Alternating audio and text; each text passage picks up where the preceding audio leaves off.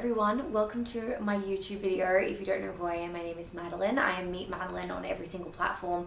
I will put all my socials here, but essentially I went through a fat loss phase and I have been for the past 3 years. I'm going to put my results here, and I get so many questions on how I did it, advice that people want to know for themselves about eating, about training, honestly about everything. And I put my results on my social media always, but I did a question box so that you guys could just ask me as many questions as you wanted about fat loss phases, about what I do, all that sort of stuff. So let's get into it. I need to find, first of all, the questions, and then we'll see. I know that there is so many, so I am a little bit overwhelmed on where to start.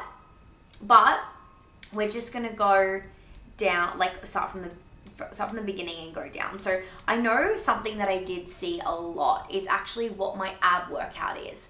And it's so funny, I get this question so much considering that I do not train abs. The last time I trained abs was like maybe a few weeks ago, but I did like a 3-minute circuit and I hadn't worked abs in 6 months prior to that. My abs look the way they do is because of my diet and what I eat to show them. And the muscle is from literally weight training. When you're training glutes or when you're training upper body, you don't realize, but you're actually engaging your core to stabilize yourself, and also engaging it just in general in order to lift the heavy weights. So over the years, by me doing that so much, it has built my abs up to where it is. And like your glutes, you want to build out your glutes, but you don't want to build out your abs. So that's why I'm not somebody to like heavily train abs or do crazy abs circuits, just because I don't want to build them out. I just want to lean out in my stomach so you can see it more. And that's why I went on the shred journey, because I was like, I know that there's abs there. Like, I've been training and weight training for so many years.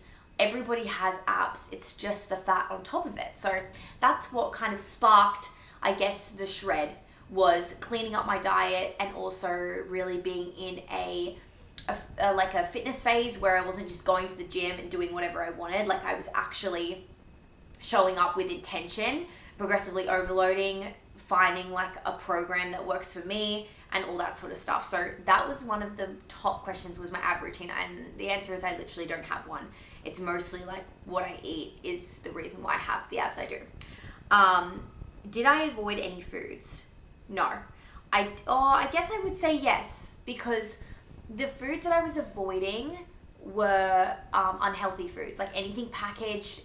I really went on the route of whole foods and animal based, but that wasn't towards, I guess, the end. So towards this last year, sorry. Whereas before that, I was definitely into like the low calorie stuff, the macro friendly stuff, the high protein stuff that's pumped with protein. I was eating packaged foods and protein bars and all the things, but I started moving away from that. And you can see in my transformation, that's why my inflammation has gone down so much, is because I think I stayed away from all of those things, like including even seed oils and just keeping it really like clean, whole foods. And it's also easy to be healthy when you do that. So I wouldn't say I did, and I also followed like an 80-20 kind of rule. So I was still open to eating whatever I wanted when I wanted, because if you create too much restriction, you're just going to not make it a lifestyle. You're going to make it like a diet or like a phase. And I wanted it to be like a lifestyle change. I wanted it to be permanent. I wanted to look like that way forever. You know what I mean? And like keep it sustainable and maintainable. What would you say helped you the most to get toned? Cardio, diet, stuff like that. So own cardio routine, that was one of them that I saw a lot. And for cardio, I started off by doing these crazy HIIT classes, and I realized they're just not made for women's bodies, honestly. My inflammation was at its highest. Like, I was getting leaner, my fat percentage was definitely going down, but my face was actually getting bigger, and the inflammation in my overall body was just getting a lot more intense. So I decided to take it out and do more of a slow morning routine rather than literally on an empty stomach going straight to a HIIT workout class. And honestly, mine were worse, because mine were actually in a heated, like an infrared sauna heated room. So mine were crazy. And I think that's what spiked my cortisol, which led me to hold on to a lot of excess fat and inflammation. So I ended up just doing a slower morning routine, hence why I'm not against Pilates. I think it's great because it's a low cortisol, low impact movement, like a steady state cardio kind of vibes in the morning. So I go for my walk. I do about 7,500 steps and then I get up the rest during the day. And that's what I change my morning routine to. But that is the only cardio that I do right now. When I was in my like peak fat loss phase, I found that not the 45-minute workout classes, like they weren't doing anything. It was the literally 10 minutes of sprinting or 10 minutes of Stairmaster sprints, which means like 1 minute fully just going at it and then 1 minute walking, and you repeat that 5 times for 10 minutes, and that's literally all I was doing for cardio at the end of my weight sessions. And that was only like 2 or 3 times a week. It wasn't every single time, because on leg day, like after a 2 hour, like sometimes your leg days can be like 2 hours, an hour and a half. After that, like there's no chance my legs are running, and there's no chance that I'm going on the Stairmaster. So on heavy leg days, I wasn't doing that. And I also realized that cardio after working out is the best. So do that. Everyone asks me my height and my weight. I don't know my weight, to be honest. Like I do not track how I look based on kilos or pounds, because I think that looks different on everyone. So I don't really know how much I weigh, to be honest. I just look in the mirror and I can kind of figure out if my body feels good, if it's looking like healthy, if it's like if my inflammation's low, all that sort of stuff. So just based on like that's time and experience where you get rid of those habits of body dysmorphia and stuff like that. But that's why I don't really go off weight, because also as a girl, your weight's going to fluctuate all throughout the month naturally with hormones and everything. So I just don't even bother, to be honest. And my height is like 5'1", I think, maybe 5'2". That's might be pushing it. 5'1". I'm very short and very small. A lot of people asking about my workouts, the best workouts, everything like that. I got a PT and we actually created a shred program for me at the start. And now my PT and I actually sell those programs. So you can go and purchase them. They're just a one-off payment, a small payment that you make. And we just give you the whole program in a PDF, and you can do it literally whenever you want. You don't have to do it like over a certain period of time. I did them multiple times over, and so you can see like literally my exact workouts from my PT if you want. But I would honestly get it tailored to you if you can, if you have the resources, or make your own. Honestly, I just like go into TikTok, find some workouts, see what you like, play around. It's a lot of trial and error, but for me, I just followed that program. Also playing around with like full body days to get your heart rate up, stuff like that, because you can usually burn less calories when you're on like an upper day and stuff. But yeah, that's what I was doing. I started off by training like lots, but I realized the less I work out, the more results I was seeing. So play around with it. Everyone's body's different. So one girl asked, did I struggle with like binging and eating like lots? And I think I didn't, because I followed that 80-20 diet, or like 80-20 rule, I would say. And someone asked me in what is 80-20. Essentially, either like every single day I had a tiny sweet treat that I was craving, or I would have a cheat meal. Not cheat, I hate saying the word cheat. I'd have like something that I was craving on the weekend and go drinking with my friends like on a Saturday night, and that was it. But for the most of the time I was consistent. And the thing is that I didn't restrict myself so much where I felt as if I was missing out. I think it got to a point where like I promise you, when you start eating healthy and you make a lifestyle change and you don't see it as a phase and like a fat loss phase, and like you're in this strong deficit and all of these things, like when you switch your mindset to this is my new lifestyle and you realize how bad these foods make you feel, I just stopped wanting them, to be honest. Like I would be like so excited to go eat my favorite ice cream, and then I'd go and eat it and I'd be like, oh my God, it made me feel so bad. Like it was so yummy, but I just want to go back to like my yogurt bowl that I have every single night. And you'll learn this when you do this. And when you're in this kind of phase, if you change your mindset and you want it to be a lifestyle change and you just want to overall eat healthier and fuel your body with better foods, also you'll start to realize that you'll be more energized for your workouts. You'll also just feel a lot better. You'll look a lot better, and it will motivate you to just stay on track. if that makes sense, but that's going to take time. Someone asked me how long was I in a cut before I went to a maintenance and all that sort of stuff. The thing is I don't really go off this anymore. Like, I went through a fat loss period because I wanted to look shredded, and it was actually originally meant to be 3 months, so like 12 weeks.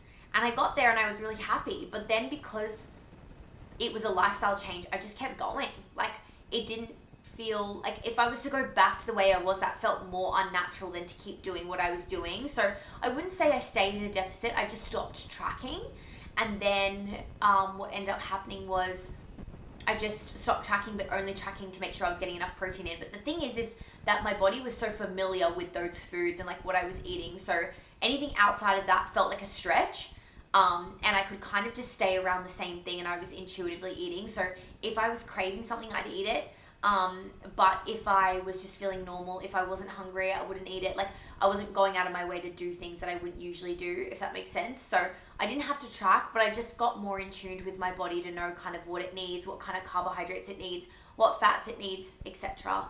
And then I felt like my body just started thriving, to be honest. I took a lot of stresses out of my life at that time too, and I honestly think that's where like a huge difference started happening. Like, my face fully slimmed out, and a lot of like, I thought I was kind of like, I thought I finished my fat loss phase until I took out all of these stresses, and then my body actually just let go of a lot of fat that I was holding, that I didn't even think was a problem, and inflammation as well. So look at your life too. I honestly, I used to hate when people used to say this when I was going through a fat loss phase, and they were like, you know, it could be stress, like, calm down. And I was like, no, like, oh, that's so annoying. It's not an actionable step. Like, controlling your stress is so hard. So try going to yoga, try low impact in the morning, like waking up, try not go on your phone, make yourself your favorite drink and go on a walk. Get outside, or even just go on a treadmill, listen to a podcast, like try and do things that are going to lower your stress, and even cut out some toxic people. That will really help. But it's a fat loss tip that's kind of grey, and it really worked for me. I know it's worked for so many people, but it can be a really big factor, especially as women. Stress isn't good for our bodies. We weren't made to be stressed. We were made to just be like frolic and happy and, you know, care and nurture, and that's it, you know? So any tips on stop binging after dinner? If you have a good dinner, and okay, so this is a bit of a cycle. So first of all, what happened? I started waking up earlier in the morning. Some people say if I wake up early in the morning, I'm going to eat more. No, because if you wake up early in the morning, you're going to go to bed earlier, okay? So then you're going to not have as many late night snacks, which is where the problem is. So I started getting up earlier and going to bed earlier, okay? Then I have dinner at like 6 and I'm in bed by 8 and I don't eat anything, and then I'm asleep by 9, right? So there's that period. But what I started doing was having like a really high protein dinner that was really satisfying. It's got healthy fats in it. Steak is my favorite, honestly. It's so filling. Then you'll always want a sweet treat. Look, I'm going to be honest with you, that's not going to change. You know, it's never going to go away if you have a sweet tooth, and that's me. So I ended up making yogurt bowls. So essentially it's just yogurt and you put anything on it. Like, you can literally do whatever you want with it. You can get so creative with these bowls. Like, one of my favorites is just like powdered peanut butter, which has also got protein in it. It's also, and then top it with a bunch of fruit that's high fiber, that's going to keep you full. Even get a couple of squares of dark chocolate and do it on the top. That's really going to help that sweet craving, especially at the time of the month. And that was really helpful for me, just because after that I was done. I was like, I had a full meal and then another full meal, and that was my favorite time of the day, and it still is. Like, I still look forward to my homemade dinner with my big fat yogurt bowl. You also get a Ninja Creamy that can also be a huge help, and then your volume eating, so then you don't feel like you have to binge all of this food.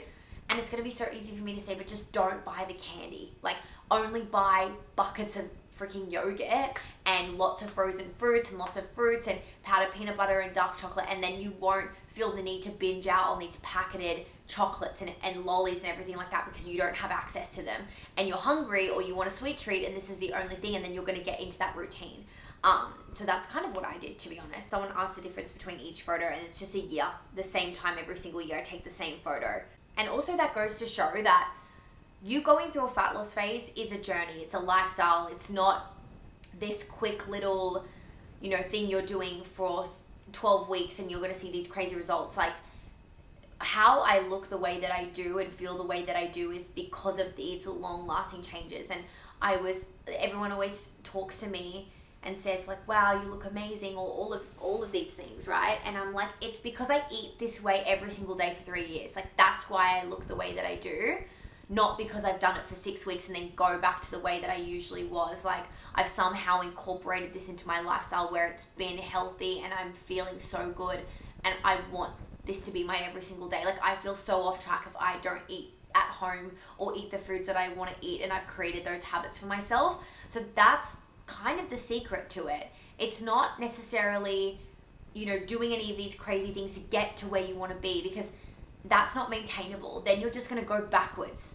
If you keep incorporating new things that help your body and you keep doing the small things that stay consistent, that's where you're going to see the most result. And also skin elasticity and everything as well, especially if you're losing body fat, it's best to go over a slower course of time because your body's going to adjust with that, if that makes sense, rather than this like drastic change. So like I mentioned, I did track. Everyone asking about tracking. I figured this out from a macro calculator, my carbs, fats, and proteins. I know my body thrives on a higher carb diet, so I just put my fats as low as I possibly could for my body weight and like body composition. As a female, it's really important you get those fats in. Also good to keep you full. Carbohydrates are really good to keep you energized. So I thrive off carbs. So I made them a little bit higher. My fat's a little bit lower just because that's the way my body works. You can play around with it, and then everybody has a set amount of protein they need. I think it's like, what is it? It's 1 gram per pound of body weight, or 2.2 of per kilo. So that's how you'll know what kind of protein you need, and I just kind of stay around that, add a little bit more for that muscle growth and stuff like that. But it's so easy if you're eating like animal based like I am, like steak, yogurt, just beef mince, lots of cottage cheese, sourdough toast, eggs. Like, this stuff's so easy to get protein in. Someone asked if they were going to cut faster if they cut their calories. No, girl. No, it's wrong in so many ways for so many reasons. I just don't even really want to get into it. So please don't drastically cut your calories thinking it's going to be productive, because if anything, it's going to send you in the opposite direction. Your body is just going to be so stressed out. Like, when you learn that your body only knows if your life is in danger or if you're safe, then everything starts to change, because you start knowing that if your body is only getting 600 calories, it's going to start thinking that your life's in danger and it's going to keep all of the food, like all of the fat on you. Or for example, our body doesn't know if we wake up in the morning, have like all of this caffeine and go for a workout, of course it's going to be stressed out. It thinks that your life's in danger, that you're waking up and you're trying to run away from like an endangered animal or something, like it's extreme, but it's kind of, when you think about it like that, you start looking after your body in a different way, and then nurturing it so it feels nice and calm and safe, and that's where you're going to see the most results. So no, please do not do that. Someone said about sugar cravings, like how to get rid of them, just stop eating it. Like, I still always crave something sweet, but now I'm not craving like artificial like chocolate. I'm like, want dark chocolate, I want dates, I want fruit, I want all of those things, and the other things kind of turn me off. Like, I'm not really interested in them, and it feels way too sweet when I eat them too, and it's just from like practicing other things in your diet, eating lots of fiber and really good foods, How to start is just to do it. Like someone said that, you need to just take one day at a time. You can't be like, if you're going to make it a lifestyle, you can't just be like, right, 12 weeks LFG. You kind of have to be like, this is day 1, and start, and know that one day off or one bad day doesn't change your whole lifestyle change. So if you have like one one bad day, you pick yourself up and you do the next day. And you're going to have bad days, or days that you eat foods that you don't really like, and it's going to feel really bad in your stomach, and you're going to maybe look a little bit more inflamed because of that, because of like high sodium or anything like that.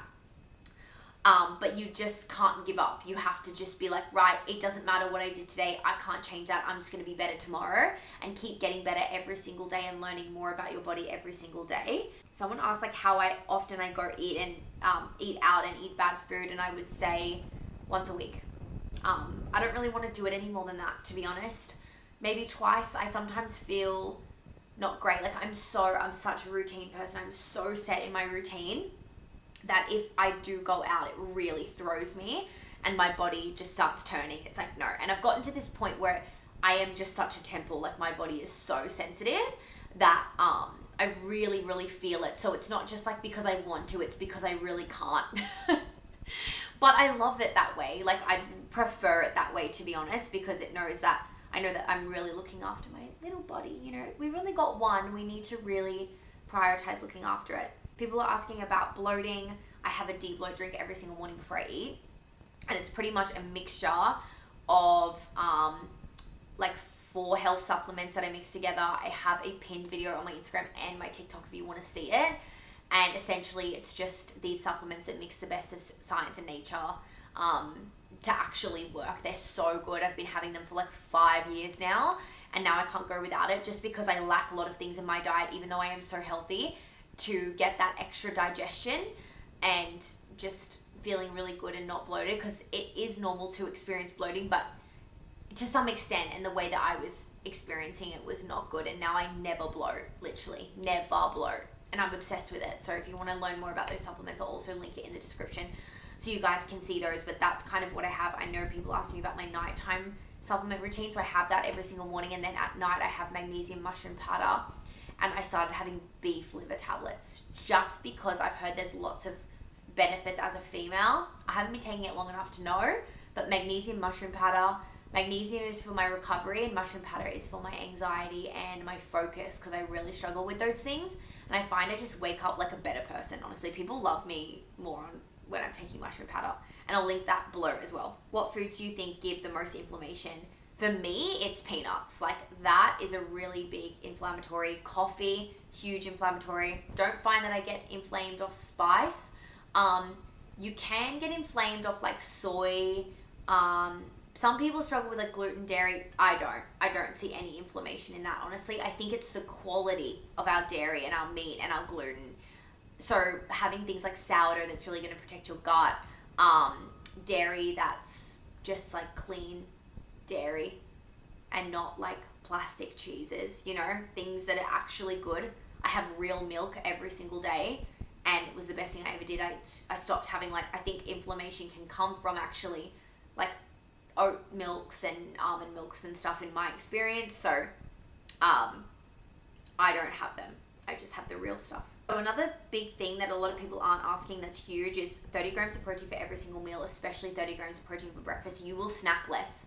I promise you, protein is where it's at. And if you eat first thing in the morning when you wake up, you think that like some people want to just eat when it's 2 p.m. because then they have more calories left in the day, but you're going to crave some crazy things, and it's going to put you so off track and make you lose your mind. I promise you, if you start your day with a perfect breakfast with like 30 grams of protein, you aren't going to snack throughout the day. I barely snack throughout the day now because my body is just like is so satisfied with my breakfast that it's like, right, we've got the fuel, and then I just need like obviously the ongoing fuel throughout the day from food. But once I see it like that, like I feel like I started figuring out what my cravings were meaning, honestly, like being just in tune with what I am craving and how I can actually fix that the right way, rather than just like dealing with it by eating it, if that makes sense, was really, really helpful for me as well. I like this because this video isn't really what I touch on my Instagram and stuff, so I'm really happy that you guys have asked some great questions. People asking about like how to stop overeating. Like I'm assuming like eating when you're full. I think it's just like, again, being in tune with your body, of what your body needs. Like once you learn that, you'll be able to figure out like, okay, I need more than usual, or like, you know, I need those things for my body to function. But I guess overeating is like when you start balancing carbs, fats, and proteins, like you'll find you're really satisfied after your meal. But overeating is one of those things that's just like, I feel like for some people it's a mindset of like stopping not because there's lack of, like you can just go eat that again later, like just stop when you're full. And I think it's something that's built in culturally to you, depending on, like I was very, very lucky. I was kind of in an environment with my family that when I was growing up, that if I was full to stop, and it's okay if I want a sweet treat after dessert, like after dinner, I don't have to finish my dinner to like eat dessert. And I think that built such a good relationship with like stopping and not overeating and everything like that. So I am very blessed in that sense. But I think overeating is all about like where your head's at, like why are you overeating, or just like figuring out what your body needs and then eating the foods that you need for your body based on your calories and what you've calculated, and that's what you need. And then you can determine what you're overeating on, and then like how to kind of limit that, I guess. I mean, it's different for everyone. That's a really hard question. Do I drink alcohol? Rarely, girl. I love tequila, I'm not gonna lie, it's my favorite. But I barely drink because it throws my whole routine off, and like, that's my biggest anxiety, is like when I'm out of routine, like I start spiraling. So to be honest, no, like I barely do, but I will drink like special occasions, once every few weeks maybe. If yeah, that's it about me. How do you stick to not eating any junk food? Meal prep and during the week. If it's not in the fridge, you're going out and then you are hungry and you crave something and you're like, okay, I'm going to eat that. So you need to meal prep. Like honestly, it's the best thing ever happened. And having a full fridge of food, because then there's no excuse, because it's always the bad decisions come from when you don't have any food. I started like click and collecting or getting like grocery delivery, and then you just literally have no excuse. So you've kind of got to force, like your habits have got to force you into this stage, if that makes sense. Like what I said, like don't buy the bad foods. That's going to help you stop binging on like all of the bad things. Stop buying them. Like buying them as a sweet treat when you like really feel like it. You know, that's what I do when I am wanting chocolate. I'll go buy my favorite chocolate bar and eat it and enjoy it and not feel guilty. So like building that healthy relationship with yourself, and knowing that like it's okay. Like everything is okay. You're doing your best every single day. But kind of putting in those habits and forcing yourself to like do those right things. But then if you're like, no, this is like something I can't contain, like I will try eating a yogurt bowl and then all of the things before I go to the whole block of chocolate. And then sometimes I'm like, you know what, it's just not scratching the surface. I'm gonna need it. My body is craving it so badly. I'll sit and eat it and enjoy it and not feel guilty at all, because I know that like I'm so good for the whole week before, you know, because I've been putting in these habits and these practices into place. Another one is staying motivated, and I think it's honestly, I don't know, it's really hard for me. Feels like it's really hard for me. I've never really had that problem, but it is difficult when you look in the mirror and you've done all of this work and you're not seeing any of the results, and I can definitely relate to that. I think you have to have a bigger picture of like what's harder. You know, is it hard to go to the gym now, or is it like harder to not see the results? So I think that really put it into perspective. But motivation for me, it's more of a discipline thing. Motivation, like I can go on Instagram or TikTok, literally scroll for a bit, watch some people lift some weights and eat some delicious healthy food, and I'm ready to rumble. So I am very influenced by that stuff. So I would just go on like somebody's page and like have a look at that stuff, and I'm like so ready to go. So that's kind of like my motivation to get me there. That's what I used to do all the time when I didn't feel like going to the gym or eating healthy. I would watch like a gym girl's what I eat in a day, like do train, stuff like that, and I just like loved it. And I was like, yes, she's living, like this looks so good, I'm so excited, I'm so motivated. And I would just do that regularly, and it was honestly the best thing. People are like, what do you think most contributed to this transformation? Like if there's one thing, but the thing is it's a pile of little things. And like I started doing sauna 2 times a week, and that really helped my inflammation. It also burns like 200 calories when you go, so it's like a form of like kind of steady state cardio, which is great. But recovery and rest is really important. Like getting 8 hours of sleep in is really, really important, because it's really going to help your recovery and also Like sleep is so good when it comes to fat loss. So just make sure that you're getting in your sleep. A girl said, I'm doing everything right. I'm doing all of these things. But I go to the gym 7 days a week and do 45 minutes on the Stairmaster every single day, and I sleep 5 hours. And I said, that's your problem, girl. Like, you're not seeing the results you want because you have to actually slow down. And I think that people think that's so unproductive, but it's actually the most productive thing that you can do. But you have to switch your mindset that like less is actually more. And when you start seeing those results, you'll realize that is the case, and you know they were right. People asking about like what's the hardest part. The thing is that once you like, starting is the hardest bit. When you get into it, that's your new life. Like, it's so easy to stay where I'm at right now and keep doing what it is right now, to then completely change my lifestyle back to the way that it was, if that makes sense. So the hardest bit is getting started. So know that if you've gotten started and you're consistent for a small period of time, you can keep doing that. But just really don't be too strict and restrict yourself too much, because that's where you're going to do a lot of damage and where you are going to just go completely the opposite way. So you need to just keep it steady, and that will be the way to go. But that's really hard, because you're not going to see these quick results that are going to keep you motivated. So you can't rely on results. You have to rely on like trust and belief that you're doing all of the right things, and you're doing it also to make yourself feel good, and romanticize it a little bit so that you like keep going at it, if that makes sense. I keep saying if that makes sense. I don't like when I do that because it doesn't validate what I'm saying. Anyway, I think that's all of the questions I have.